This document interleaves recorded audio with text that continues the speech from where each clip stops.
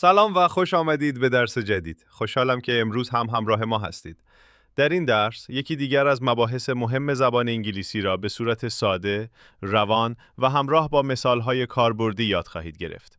پیشنهاد می‌کنیم تا پایان ویدیو با ما همراه باشید تا مطالب را به طور کامل درک کنید و بتوانید از آنها در مکالمات و نوشتار روزمره خود استفاده کنید. پس بیایید بدون اتلاف وقت درس امروز را آغاز کنیم. برای همه شما آرزوی یادگیری موفق و لذت بخش داریم. فرق بین زمانی حال جاری و زمان حال ساده.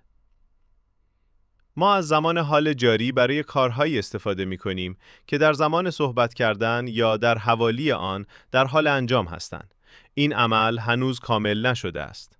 مثال ها: The water is boiling. Be careful. آب در حال جوشیدن است. مواظب باش. Listen to those people. What language are they speaking? به آن مردم گوش بده. آنها به چه زبانی صحبت می کنند؟ Let's go out. It isn't raining now. بیا بیرون، برویم. فعلا باران نمی بارد. I'm busy. What are you doing? من مصروف هستم. چه کار می کنی؟ I'm getting hungry. Let's go and eat. من گرسنه می شوم. بیا برویم غذا بخوریم. Kate wants to work in Italy, so she's learning Italian. کیت می‌خواهد در ایتالیا کار کند، بنابراین در حال یاد گرفتن زبان ایتالیایی است. The population of the world is increasing very fast.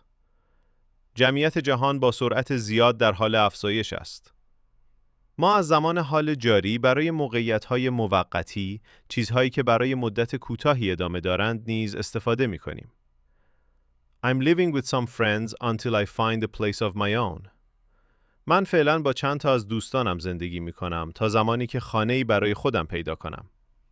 You're working hard today. شما امروز خیلی سخت کار می کنید. Yes, I have a lot to do. بله، من کارهای زیادی برای انجام دادن دارم. در طرف دیگر ما از زمان حال ساده برای بیان حقایق کلی یا کارهایی استفاده می کنیم که به طور مرتب تکرار می شوند. مثال ها: Water boils at 100 degrees Celsius. آب در دمای 100 درجه سانتیگراد به جوش می آید. Excuse me, do you speak English? ببخشید، آیا شما انگلیسی صحبت می کنید؟ It doesn't rain very much in summer. در تابستان زیاد باران نمی بارد. What do you usually do at weekends? شما معمولاً در آخر هفته ها چی کار می کنید؟ I always get hungry in the afternoon. من همیشه بعد از ظهر گرسنه می شوم. Most people learn to swim when they are children. بیشتر مردم در دوران کودکی شنا کردن را یاد می گیرند. Every day the population of the world increases by about 200,000 people. جمعیت جهان هر روز حدود 200,000 نفر افزایش می یابد. ما از زمان حال ساده برای موقعیت‌های دائمی، چیزهایی که برای مدت طولانی ادامه دارند استفاده می کنیم. مثال ها: My parents live in London. They have lived there all their lives. والدین من در لندن زندگی می کنند. آنها تمام عمرشان را در آنجا سپری کردند. Joe isn't lazy. He works hard most of the time. جو آدم تنبلی نیست. او بیشتر اوقات سخت کار می کند. بخش دوم. فرق بین I always do و I'm always doing. I always do something یعنی من هر بار آن کار را انجام می دهم. I always go to work by car. من همیشه توسط موتر به محل کار می روم. نه اینکه بگویم I'm always going to work by car. I'm always doing something یعنی آن کار را بیش از حد یا بیشتر از حالت معمول انجام می دهم. مثال ها: I've lost my keys again. I'm always losing them. باز هم کلیدهایم را گم کردم. من همیشه کلیدهایم را گم می کنم. I'm always losing them. I lose them too often or more often than normal.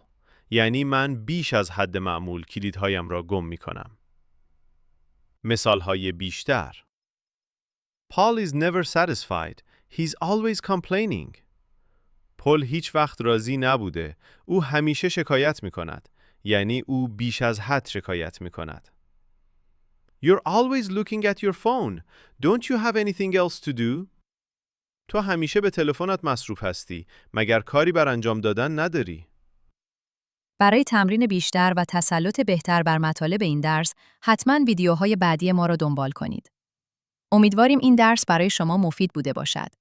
برای یادگیری بیشتر زبان انگلیسی، کانال ما را دنبال کنید و زنگ اعلان را فعال کنید تا هر هفته از جدیدترین درس‌ها، تمرین‌ها و نکات آموزشی باخبر شوید.